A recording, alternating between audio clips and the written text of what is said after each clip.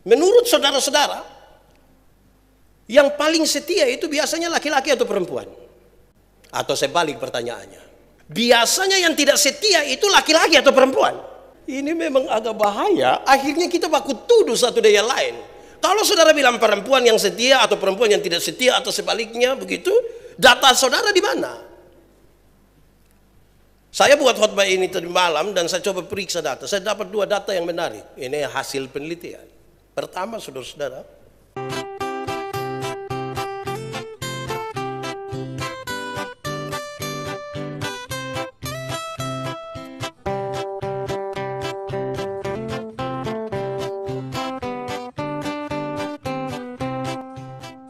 saudara-saudara, mari kita berdoa untuk pemberitaan firman Tuhan.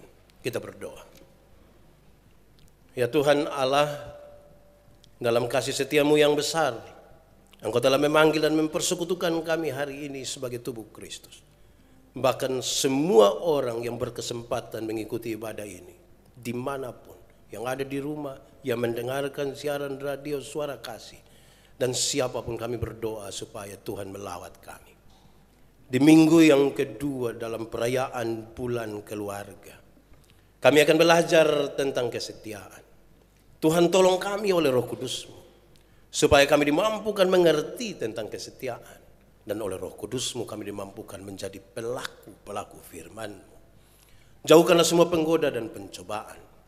Berkatilah semua orang yang hari ini memberi dirinya untuk pemberitaan ini, termasuk hamba-Mu yang berdosa ini. Kami rindu pada firman-Mu Tuhan. Berfirmanlah bagi kami. Di dalam nama Yesus, firman yang hidup itu kami berdoa. Amin. Bapak Ibu Saudara-saudara, Gereja Masihi Injili Timur menetapkan bulan Oktober sebagai bulan keluarga. Supaya di sepanjang bulan ini kita merenungkan kembali relasi-relasi kita dalam keluarga, suami, istri, orang tua, anak-anak, ipar, bersaudara, dan semuanya. Tema kita hari ini, saudara-saudara, agak panjang tapi menarik. Tema kita ialah kesetiaan itu mahal harganya, jangan diperjualbelikan. Kesetiaan itu mahal harganya, jangan diperjualbelikan. Pembacaan yang ditetapkan diambil dari Kejadian pasal 20 ayat 1 sampai ayat yang ke-18. Kejadian pasal 20 ayat 1 sampai ayat yang ke-18. Abraham dan Abimelek. Lalu Abraham berangkat dari situ ke tanah Negeb, dan ia menetap di antara Kades dan Sur. Ia tinggal di Gerar sebagai orang asing. Oleh karena Abraham telah mengatakan tentang Sarah istrinya, dia saudaraku, maka Abimelek raja Gerar menyuruh mengambil Sarah. Tetapi pada waktu malam Allah datang kepada Abimelek dalam suatu mimpi serta berfirman kepadanya, engkau harus mati oleh karena perempuan yang telah kau ambil itu, sebab ia sudah bersuami. Adapun Abimelek belum menghampiri Sarah. Berkatalah ia, Tuhan, apakah engkau membunuh bangsa yang tak bersalah? Bukankah orang itu sendiri mengatakan kepadaku, dia saudaraku? Dan perempuan itu sendiri telah mengatakan, ia saudaraku. Jadi hal ini kulakukan dengan hati yang tulus dan dengan tangan yang suci. Lalu berfirmanlah Allah kepadanya dalam mimpi, aku tahu juga bahwa engkau telah melakukan hal itu dengan hati yang tulus. Maka aku pun telah mencegah engkau untuk berbuat dosa terhadap aku. Sebab itu aku tidak membiarkan engkau menjamah dia. Jadi sekarang kembalikanlah istri orang itu, sebab dia seorang nabi. Ia akan berdoa untuk engkau, maka engkau tetap hidup. Tetapi jika engkau tidak mengembalikan dia, ketahuilah engkau pasti mati, engkau dan semua orang yang bersama-sama dengan engkau. Keesokan harinya, pagi-pagi, Abimelek memanggil semua hambanya dan memberitahukan seluruh peristiwa itu kepada mereka. Lalu sangat takutlah orang-orang itu. Kemudian Abimelek memanggil Abraham dan berkata kepadanya, perbuatan apakah yang kau lakukan ini terhadap kami? Dan kesalahan apakah yang kulakukan terhadap engkau sehingga engkau mendatangkan dosa besar atas diriku dan kerajaanku? Engkau telah berbuat hal-hal yang tidak patut kepadaku. Lagi kata Abimelek kepada Abraham, apakah maksudmu? Maka engkau melakukan hal itu. Lalu Abraham berkata, aku pikir takut akan Allah tidak ada di tempat ini. Tentulah aku akan dibunuh karena istriku. Lagi pula, ia benar-benar saudaraku, anak ayahku, hanya bukan anak ibuku. Tetapi kemudian ia menjadi istriku. Ketika Allah menyuruh aku mengembara keluar dari rumah ayahku, berkatalah aku kepada istriku, tunjukkanlah kasihmu kepadaku, yakni katakanlah tentang aku di tiap-tiap tempat di mana kita tiba, ia saudaraku. Kemudian Abimelek mengambil kambing, domba, dan lembu sapi, hamba laki-laki dan perempuan, lalu memberikan semuanya itu kepada Abraham. Sarah, istri Abraham, juga dikembalikannya kepadanya. Dan Abimelek berkata, negeriku ini terbuka untuk engkau, menetaplah di mana engkau suka. Lalu katanya kepada Sarah, telah aku berikan kepada saudaramu 1000 sikal perak. Itulah bukti kesucianmu bagi semua orang yang bersama-sama dengan engkau, maka dalam segala hal engkau dibenarkan. Lalu Abraham berdoa kepada Allah, dan Allah menyembuhkan Abimelek dan istrinya dan budak-budaknya perempuan, sehingga mereka melahirkan anak. Sebab tadinya Tuhan telah menutup kandungan setiap perempuan di istana Abimelek karena Sarah istri Abraham itu. Demikian firman Tuhan. Berbahagia setiap orang yang mendengar firman, memelihara dan melakukan dalam hidup setiap hari. Bapak Ibu Saudara-saudara, Shalom. Hari ini kita belajar tentang kesetiaan. Semoga hari ini kita bisa ukur kita ini setia atau tidak. Masih setia, kurang setia, atau tambah setia. Renungkanlah kira-kira 5 detik, saudara ini orang setia atau tidak. Kalau saya bilang coba omong, pasti banyak yang bilang dia setia. Oh, tidak apa-apa.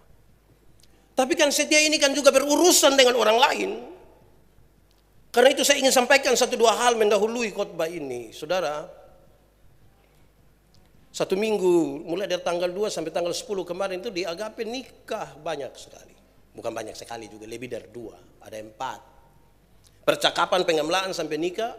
Di satu pasangan khusus itu ketika bicara tentang besok dia punya acara, saya bilang begini, nanti ketika mau terima kasih di orang tua, para saksi, kalau engkau percaya diri bicara dengan orang, lakukanlah sesuatu. Mau cium silakan, bapak mama silakan cium, saksi silakan cium. Kalau ada opa, oma, pokung mau cium silakan, bisa keluar sedikit cium.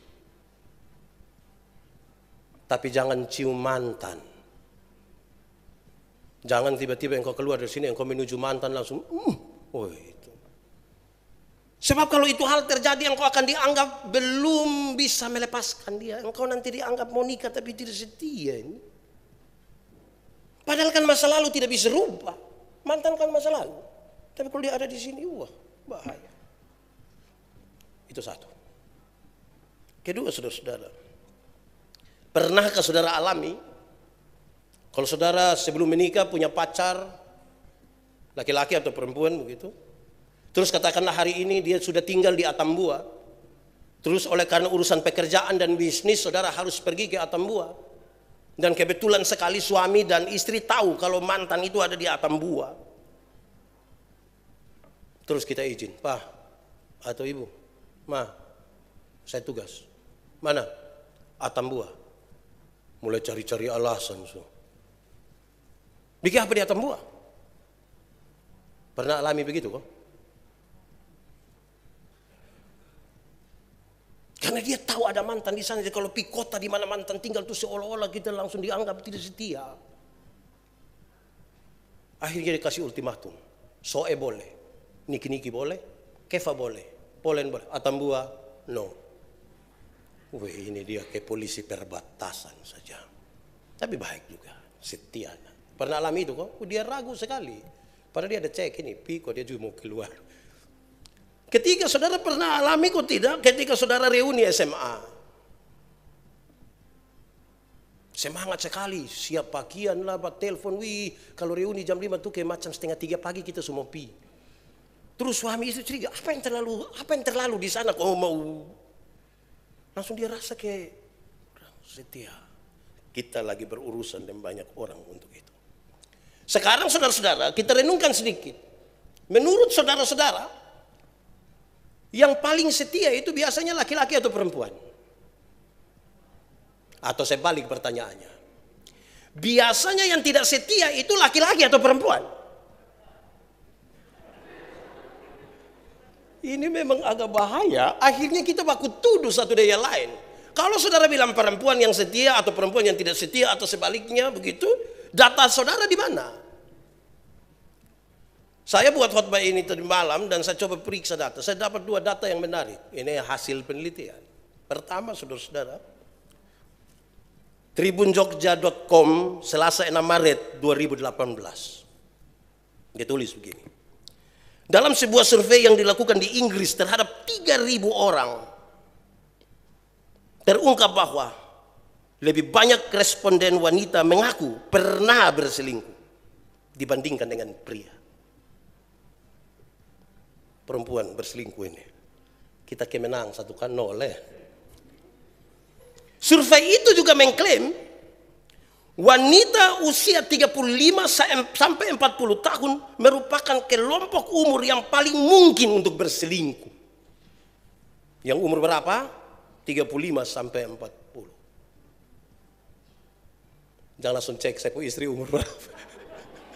Jangan dong. Tapi tadi saya duduk-duduk saya renungkan sendiri. Kenapa ini survei kok bisa sangat pasti bicara soal perempuan? Pertanyaannya laki-laki di mana? Usia berapa? Tidak ada jawaban di survei itu. Saya bayangkan mungkin laki-laki ini potensi selingkuh seumur hidup ini. Tidak pakai batasan itu. Hati-hati. Ibu hanya 35 sampai 40. Laki-laki ini sampai pensiun. Hati-hati oh. Tapi saudara, yang menarik itu alasan. Siapa tahu saudara ada dalam alasan ini. Alasan menurut survei itu, alasan kenapa mereka berselingkuh adalah, dan mereka menunjukkan ketidaksetiaan itu adalah, alasan adalah merasa tidak dicintai oleh suami. Dia merasa tidak dicintai oleh suami, merasa bosan, dan hubungan seks yang tidak memuaskan. Merasa tidak dicintai, bosan, dan hubungan seks yang tidak memuaskan. Atau dia merasa tidak dihargai, baik secara fisik maupun secara emosional. Karena itu dia mencari orang lain. Para pakar psikologi juga mengatakan, alasan seorang wanita berselingkuh sebenarnya bukan karena seks, tetapi ada hubungan emosional yang kuat dengan orang lain. Perasaannya diterima, dia merasa dihargai, dan seterusnya. Kira-kira begitu. Itu survei pertama. Data kedua, saudara-saudara, Jakarta, CNN Indonesia, Rabu 24 April 2019. Sebuah studi yang dilakukan oleh para peneliti di University of Western Australia menunjukkan tingkat kesetiaan pria dapat dinilai hanya dengan melihat wajahnya. Laki-laki itu setia atau tidak setia, cukup lihat wajah kita langsung tahu. Itu menurut hasil penelitian. Tapi saya tidak mau kasih tahu di pucara. Nanti saudara main saya khotbah, saudara lihat-lihatin Pak pendeta ini kurang setia ini. Saudara-saudara, bahwa baik wanita maupun laki-laki dapat mengidentifikasi pria yang berselingkuh hanya dengan menganalisa ekspresi wajah. Hanya menganalisa ekspresi wajah. Mungkin yang lompu maksud itu, pas duduk sama-sama dia istri begini, terus tiba-tiba kita sambil minum kopi, tiba-tiba mantan lewat begitu. Terus ibu tanya, siapa tuh? Batua kayak langsung telinga merah, kok omong-omong, itu sebisa tuh. Langsung tahu dia kesensitif sekali kalau omong mantan tuh dia takut jawab. Saudara, penelitian itu meneliti lebih dari 1.500 orang laki-laki dan perempuan berusia 18 sampai 75 tahun. Menurut peneliti, hasil ini menunjukkan hal yang menarik. Kesetiaan pria dapat dirasakan dengan melihat wajah mereka. Sementara yang wanita kesetiaannya sulit terukur. Sulit kita ukur ini orang setia atau tidak, ini perempuan setia atau tidak, karena dipengaruhi oleh kosmetik. Dia tutup, jadi ini kita mau suruh kosmetik, tambah masker lain, nah mau lihat ke mana. Oleh dia tambahkan kalimat sebotong, oleh kosmetik seperti ekstensi bulu mata dan pembentukan alis. Wah itu dia berarti dia begini, bisa tipu-tipu kita ini. Saudara lihat, ini berarti laki-laki dan perempuan punya potensi untuk tidak setia. Ada yang bisa terbaca langsung, ada yang kabur-kabur sedikit. Tapi saudara tidak terlalu tegang lah. Jangan sampai saudara lagi berpikir, kira-kira saya punya suami, akhirnya saudara tidak fokus ini khotbah. Saudara dengar saja, nanti di situ ada jalan keluar di situ. Kesetiaan. Apa itu kesetiaan? Kamus Besar Bahasa Indonesia menunjukkan kesetiaan itu adalah keteguhan hati, ketaatan dalam persahabatan dan perhambaan, kepatuhan. Itu menurut kamus. Alkitab lebih spesifik untuk mengatakan apa itu kesetiaan. Alkitab ingin mengatakan kesetiaan itu adalah sebuah sikap yang kokoh, yang aman, loyal, penuh iman, dan bisa dipercaya.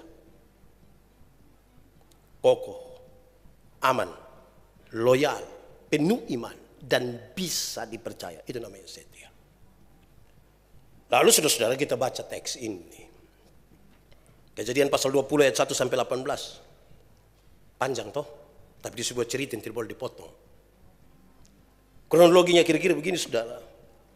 Abraham melanjutkan perjalanan. Dia berangkat dari Hebron. Dia berangkat dari Hebron.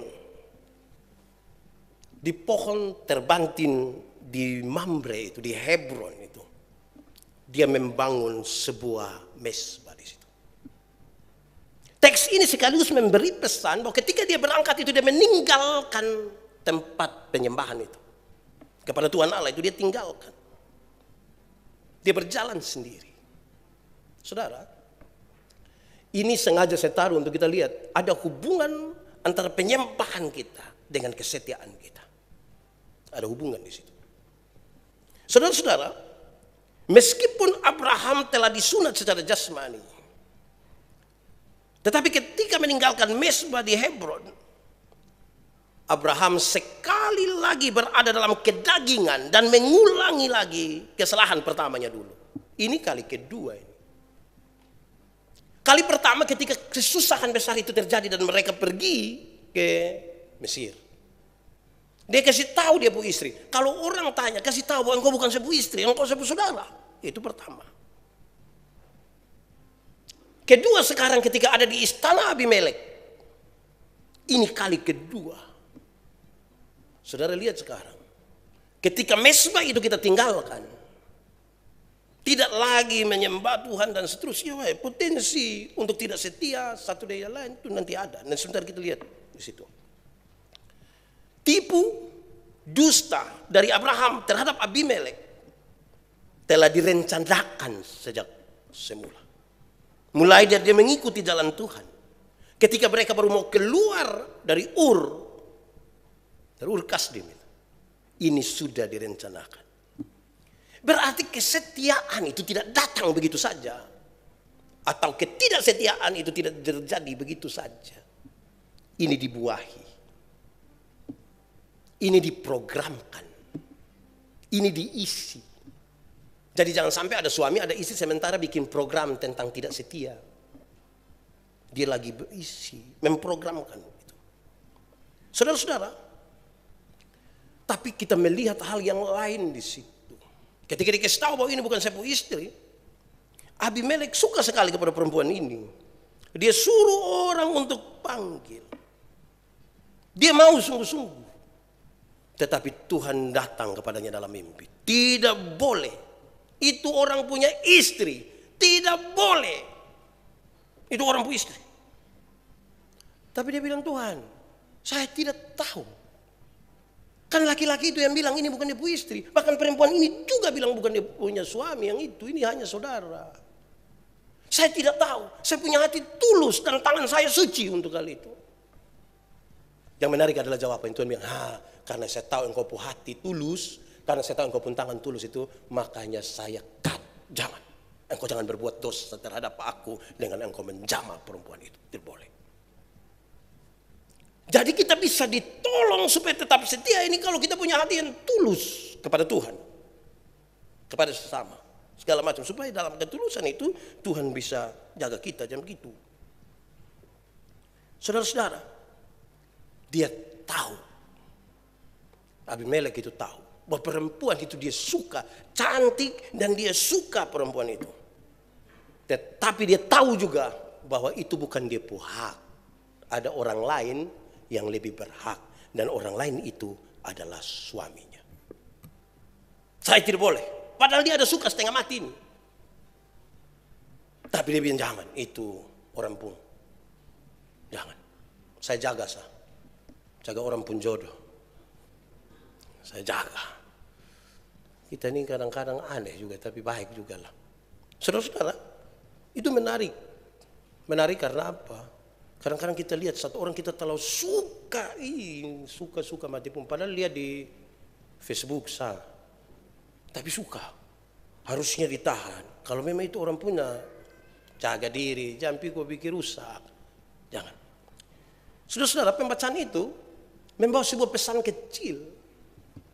Seolah-olah posisi perempuan di situ sangat tidak berdaya. Sangat tidak berdaya. Dia ikut saja. Mungkin karena pengaruh budaya patriarki mereka. Sehingga perempuan hanya ikut saja apa yang diatur oleh suaminya. Atas nama setia neo, suami suruh apa kita ikut. Ini persis sinetron Indosiar. Biar kena pukul sampai mati. Ini saya pusat. Biar orang bawa perempuan datang sampai ini saya pusat sebagai istri saya. Suami dong kepala besar. Istri bertogor sedikit lebih. Saya sudah tidak nyaman dulu, tidak nyaman.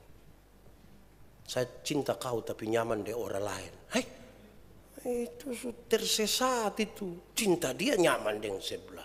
Wah, tidak bisa itu. Saudara, dalam ketidakberdayaan itu saudara lihat. Dalam ketidakberdayaan perempuan itu saudara lihat alasan-alasan Abraham.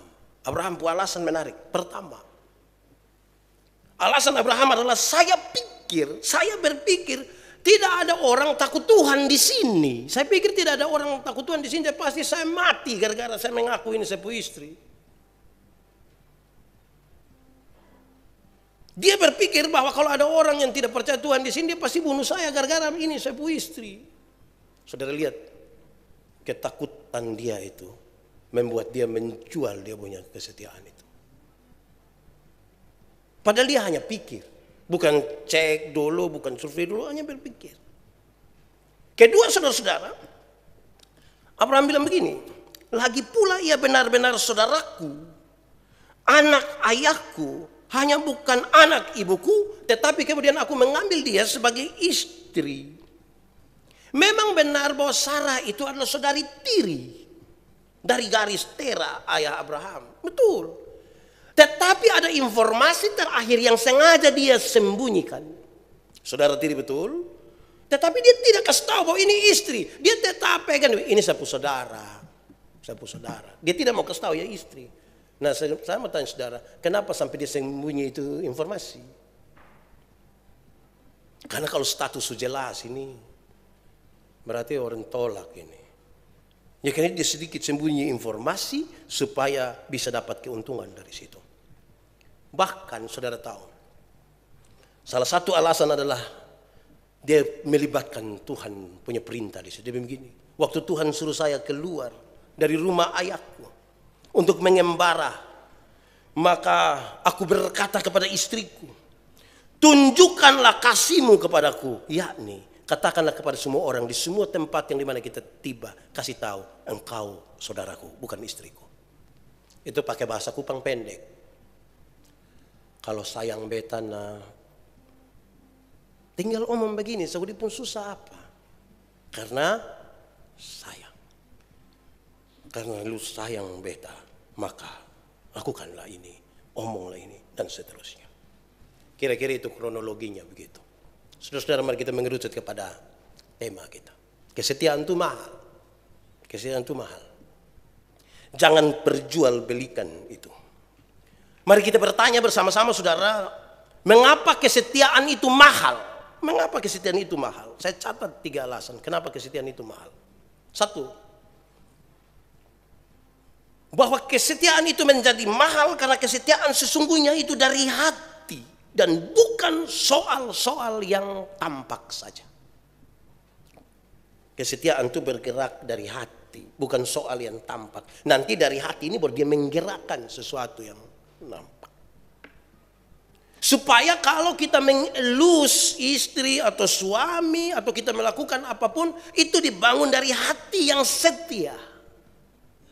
Karena yang tampak itu bisa direkayasa. Bisa direkayasa. Saya baca orang post status di Facebook bilang begini. Kalau ada suami pasang istri pu foto di dia pun profil, jangan cepat-cepat percaya. Itu dia cinta, itu dia jangan cepat-cepat. Bisa modus itu. Bandingannya adalah dia bilang, coba lihat itu obat nyamuk, Baygon itu. Di situ ada gambar kecoak. Tapi ini obat nyamuk yang bunuh mati dia. Jadi kalau suami taruh, jangan cepat-cepat percaya. Istri juga begitu, jangan. Kalau istri tiba-tiba taruh, jangan cepat-cepat percaya. Saya bukan bilang kalau begitu jangan percaya. Saya bilang periksa baik-baik, yakinkan dulu baik-baik. Kedua, saudara-saudara, nah sebelum kedua saya mau kasih tahu, karena dia melibatkan hati itulah mahal. Semua yang pakai hati itu mahal, saudara. Saudara berteman. Ini kawan lama, ini mantan, ini segala macam yang lama. Kalau batas tertentu itu baik. Tapi kalau semuanya pakai hati, mahal. Mau lepas juga salah, mau lanjut juga salah. Karena dia semua melibatkan hati. Kalau ukurannya hanya uang atau material, ukurannya uang, kan kita bukan uang banyak tiap hari kopi begini. Nanti kalau sebatas bisa selesaikan itu tanpa hati. Tapi kalau hati mulai masuk di situ mahal. Makanya kalau ibu-ibu tersakiti, mereka sangat sakit karena ini dari hati. Kalau suami-suami tersakiti oleh karena istrinya tidak setia, ini di sini sakitnya. Itu tidak dibeli dengan uang. Itu yang membuat dia jadi mahal. Ini sakit hati ini bisa bikin sakit yang lain tambah-tambah. Dan akhirnya uang keluar tambah banyak toh. Mahal. Kedua, kenapa kesetiaan itu mahal? Karena kesetiaan itu sebuah proses terus-menerus.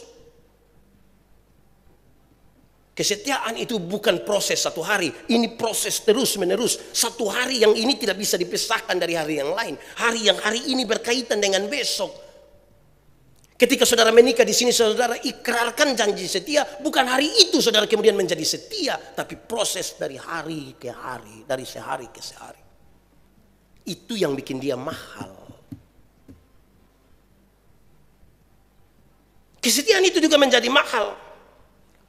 Oleh karena banyak hal tentang kesetiaan itu dimulai dari janji.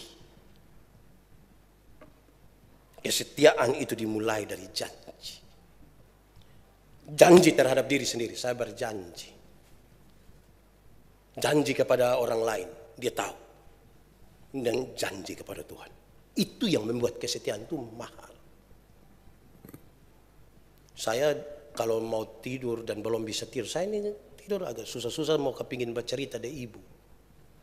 Tapi kaget-kaget ibu sudah tidur. Tapi saya tahu ibu tuh setia. Akhirnya saya kasih bangun ibu. Ma, ya papa mau minum. Mam tua akan, papa tapi ambil. Baru tidur saya korek kaki, mama. Te korek telinga. Untuk kusen suruh sekali. Tapi karena begitu berulang-ulang. Ibu suka tunjuk setia buat saya. Saya janji. Harus lebih baik. Ini soal janji. Saya tidak tahu saudara berjanji kok tidak. Tapi mesti janji-janji sedikit. Minimal untuk diri dan Tuhan. Coba yang datang dari istri, coba saling belia dulu. Supaya kira-kira jujur ke sana. Tapi jam baca dia pura raut muka. Tadi saya tidak kasih tahu dia pun cara. Baik saudara-saudara. Pak Pendeta, lalu bagaimana saya harus menjadi setia? Bagaimana? Saya mungkin pernah gagal dalam kesetiaan. Suami saya pernah gagal, saya pernah gagal setia. Lalu bagaimana yang bisa kami buat supaya hari ini kalau kami pulang, kami bisa menjadi orang-orang yang kira-kira belajar setia. Begitu. Kan dia mahal sekali. Saudara, pertama. Karena kesetiaan itu sesuatu yang dari hati yang menggerakkan hal-hal yang nyata. Maka yang harus dilakukan adalah karena dari hati itulah kita menuruti seluruh kehendak.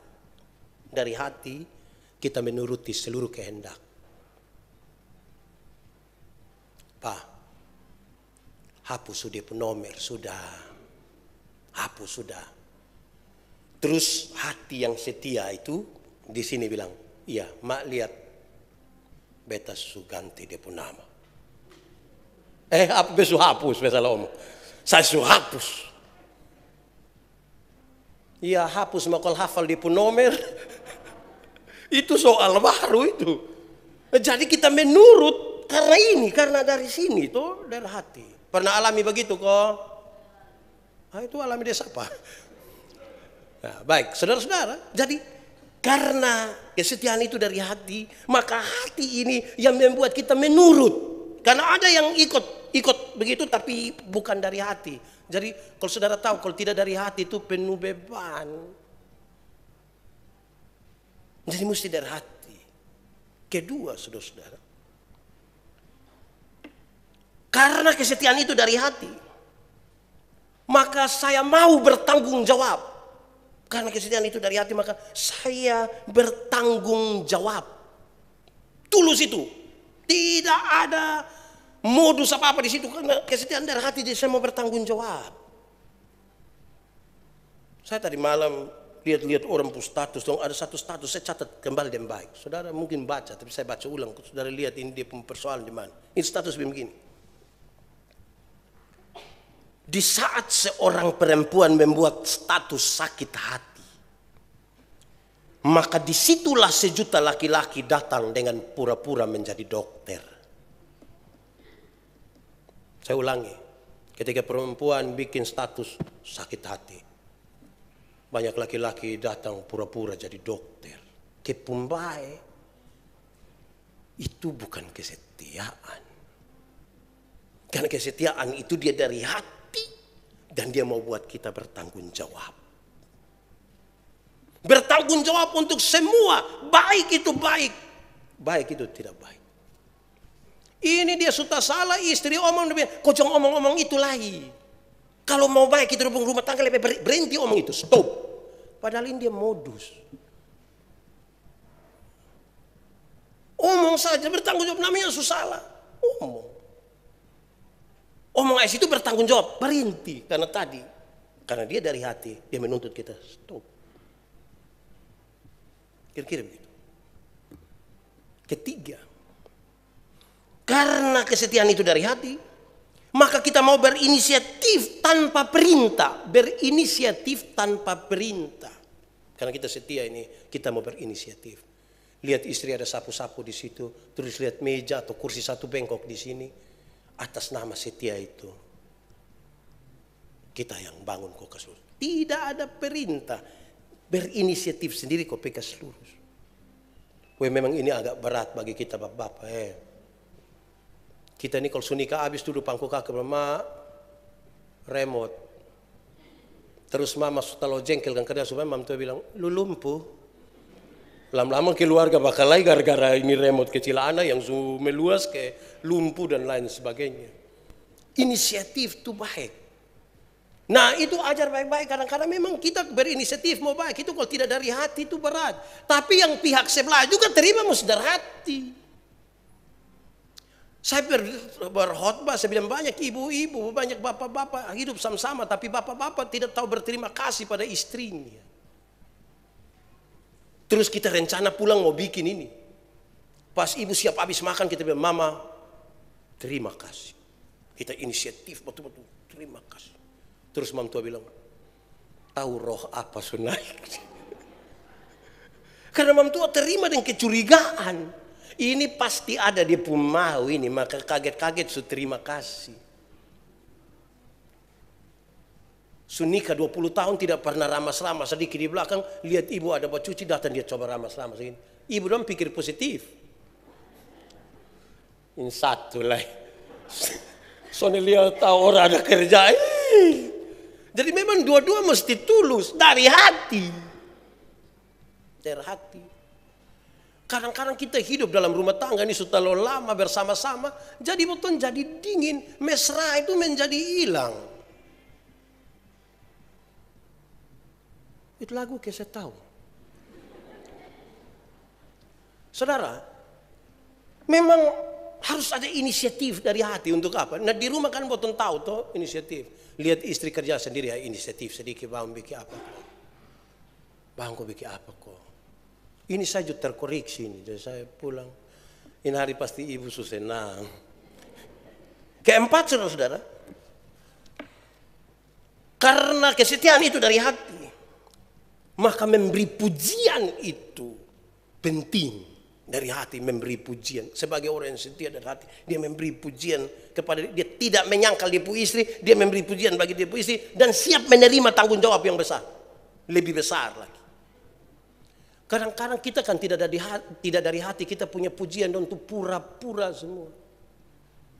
Istri setengah mati pisalon lah, pedikur, medikur, saya hafalin kalimat. Terus datang mentua, datang lewat sini terus. Sana pidatang. Kesetrika rusak. Bapak, so cantik kok belum ini? Iya, mama paling cantik. Di ini kelurahan mama paling cantik. So. Kalau ada lomba antar kelurahan mama nomor 1 juga. Ini kira-kira tulus kok tidak ini? Entah dia mau paling cantik dalam RT situ saja sudah tidak omong keluar, itu pemerintahan punya toh. Tapi omong bawa itu lah untuk apa? Nanti menunjukkan makin pura-pura. Jadi kadang-kadang daripada orang lain yang puji kita pu istri, orang lain yang puji kita pu suami, lebih kita yang puji dari hati yang tulus. Mama, ternyata saya laki-laki yang paling beruntung. Mama ke bidadari. Terus mamtua bilang bidadari kesiangan. Terus mamtua sambung. Papa laki-laki paling beruntung? Iya. Kalau saya rasa saya ini perempuan paling sial. Itu tidak berimbang itu.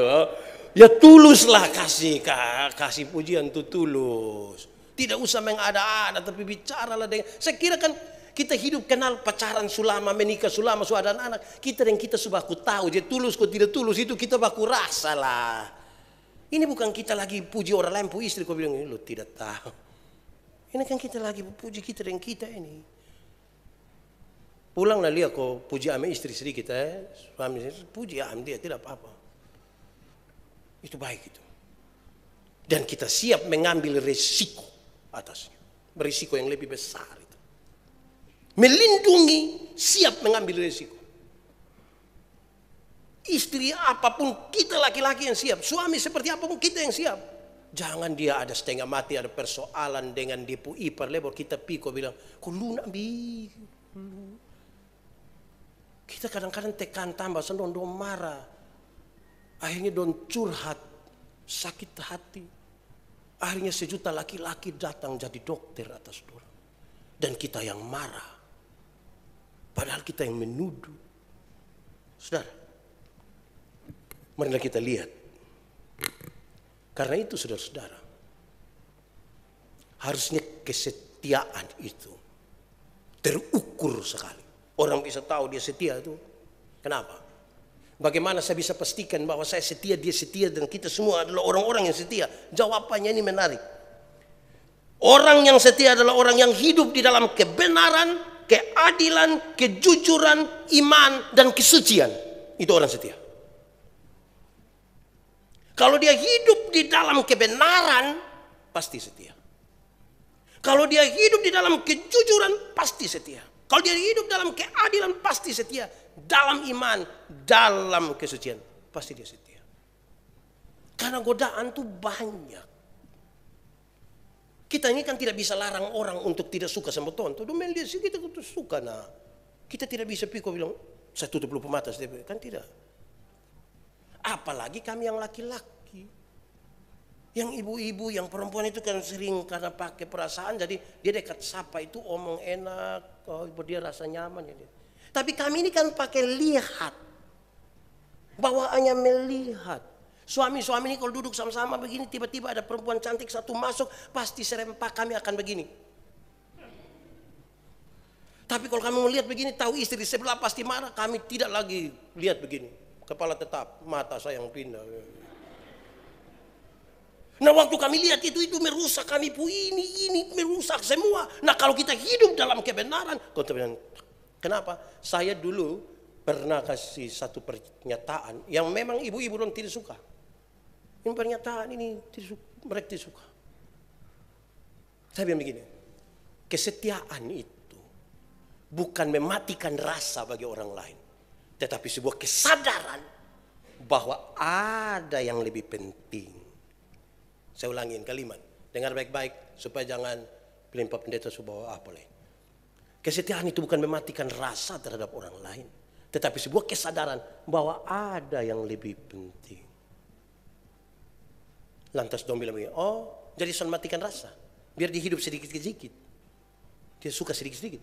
Bukan itu yang dimaksud. Yang dimaksud tadi, ketika ini ibu dong lewat, tiba-tiba atau mata begini. Itu kan kesusah kita puin. Hei sadar, engkau orang pu suami, sadar. Engkau orang pu istri, sadar. Dia pun maksud itu. Bukan menumbuhkan kecil-kecil supaya pas musim hujan dia tumbuh besar. Bukan itu. Kecil-kecil. Saudara-saudara, supaya kita benar-benar tahu sekarang.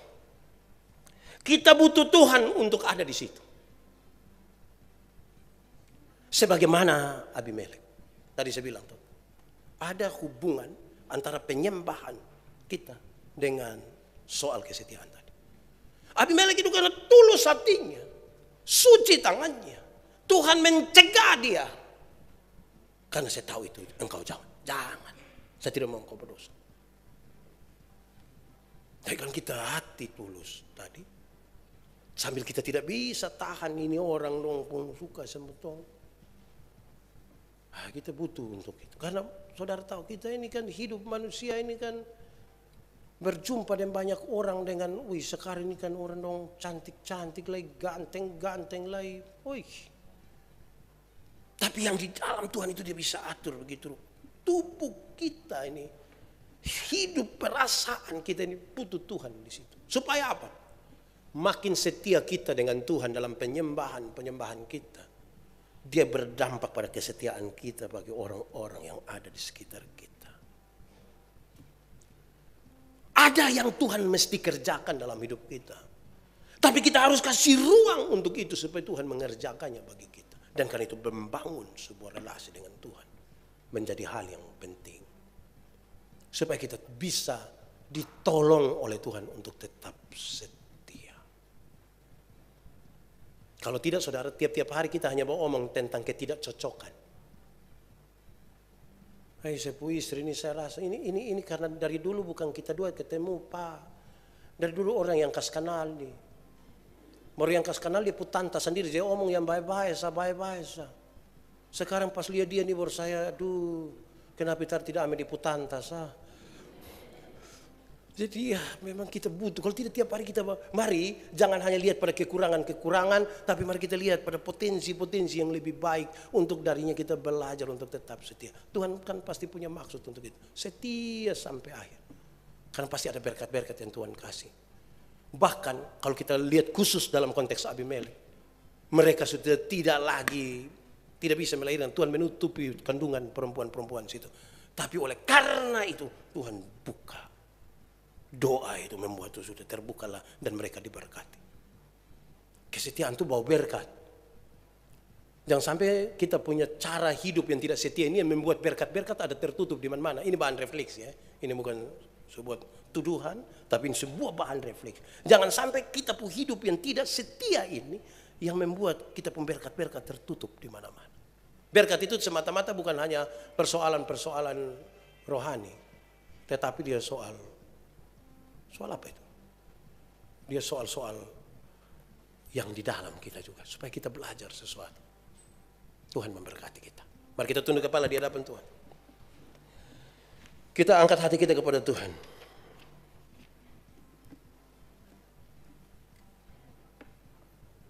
Kalau kamu dengar suaranya, jangan keraskan hatimu. Pastikan bahwa kita adalah orang-orang yang mau setia di dalam Tuhan. Ambil waktu sejenak. Tuhan Yesus setia, dia sahabat kita. Dia mau mengajarkan kita juga supaya kita tetap di dalamnya, dalam berbagai-bagai kondisi.